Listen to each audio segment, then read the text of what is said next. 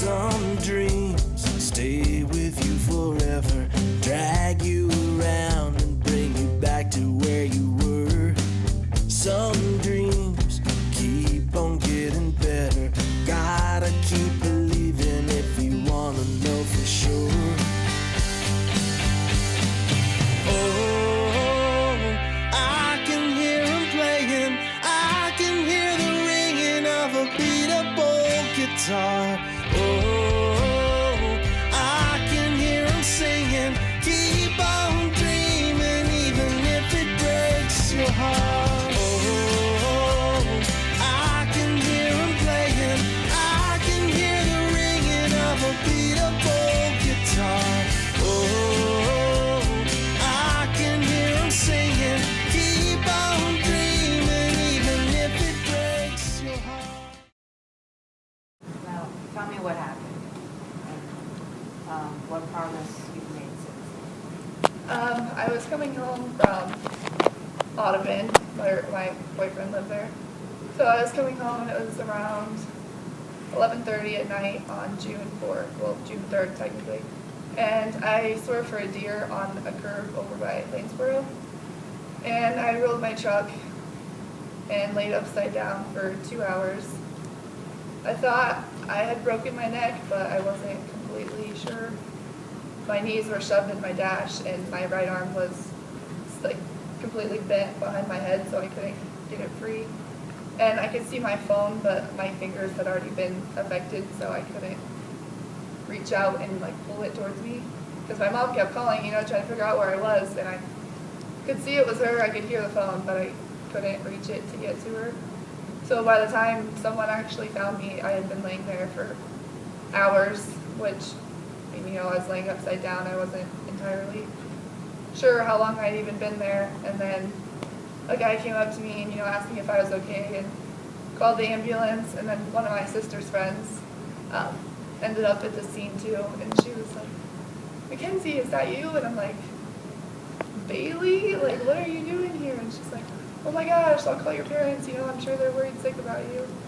So then I got taken by ambulance to the hospital here in town, got some scans done, and before I even could find out what the scans were, I was life-flighted to Des Moines, where I met a doctor who had not talked to me, hadn't seen me, I didn't know anything, and he walked into the room and told me I would never walk again. And my sister and I instantly, I started crying, and I was like, I'm never going to be able to cheer or dance again. And it was just one of those things that hits you, and you're like, I had just turned 18, like, it was a really big shock to hear, like, you're never going to walk again. So I got life-flighted to Mayo Clinic in Rochester, where I got put in traction, and I had, like, the halo around my head to see if we could pull my vertebrae back in alignment. And that didn't work, so after 2 days I got an incision down the back of my neck, and they had to realign my vertebrae, and I have like titanium rods and screws from my C4 vertebrae all the way down to C7, because my C5 and C6 had like slipped off each other, and it pinched my spinal cord, which is what caused my paralysis. But the spinal cord itself wasn't actually split, so the chances of walking were about 50%. By air ambulance to Craig Spinal Cord Rehabilitation in Colorado, and I was there for 7 weeks, and on my 1-month anniversary of my accident, I started getting movement back in my legs. So since then, I've been doing pool therapy and physical therapy and pretty much anything I can do to build up the strength in my legs and my arms. Because initially, I couldn't even bend my elbows. It was the whole thing. So it's definitely been a big gain.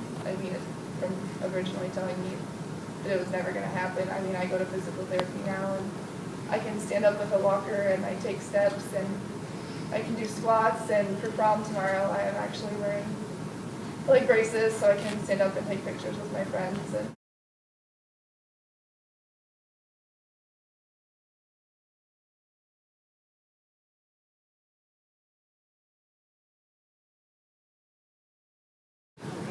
how important is it for you to go back to Colorado, because that's where you first moved your way? Yeah. I know you have $10,000 raised and you need $30,000.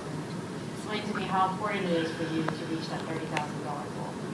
Well, the program that I'm trying to get into is part of the Christopher Reeves Foundation, and it just got added to CREG this year. And originally when I left last summer, they thought, I was getting enough return that I might be a possible candidate. So I went back for my checkup in April, and they're like, yeah, you're so close with this walking thing, you're bearing weight, you're trying so hard, I think you can do this. And the therapists out there, they work with people like me, people worse than me. Like, when you go out there, you can never feel sorry for yourself, because you always see someone else that's worse off than you, and they're trying so hard, and it's just hard to feel sorry for you in any way, because it's like, well, I can't walk, but then there's this person over here that can't even hardly move their head. And the therapists out there are just amazing with helping people, compensating and showing you different ways to do things that maybe you never even thought of, that they just like, well, this worked for this person, and it's like, wow, they just have so much knowledge. And my doctor out there actually was paralyzed when he was 16 in a car accident, so even being able to relate to other people. And then you said you missed seeing your friends, but what about just the physical stuff in terms of dance and cheer?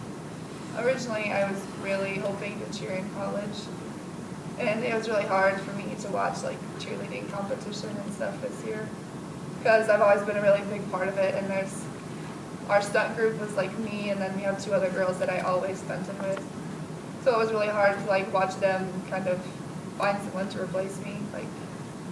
I was expecting to have a whole another year of being able to do these things, and got cut short. So that, and then dancing, I was dance team captain, but we have practice at 6:30 in the morning. So most days I couldn't even go to practice, because to get up that early and get me ready and get there, it just takes a lot longer than it used to. Can't do it like me. Can't do it like me. I bet you wish you could do it like me. Are you ready?